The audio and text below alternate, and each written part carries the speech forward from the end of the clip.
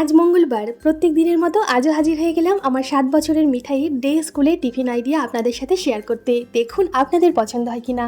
প্রথমবারের জন্য আজকে মিঠাইকে বাড়িতে বানিয়ে দিলাম ইডলি। এটা সুজি ইডলি, যেটা আমি চিজ দিয়ে গার্নিশিং করেছি আর বিটরুট দিয়ে এই রঙটা করেছি। সমৃদ্ধি দি অনেকদিন ধরেই বলছে মিঠাইকে তুমি একটু ইডলি বানিয়ে দিও। ওনার মেয়ের নাম অদ্রিতা, উনি ওনার মেয়েকে ইডলি, নারকেলের চাটনি, সাম্বার টিফিনে দেয়। মেয়ে খুব পছন্দ করে।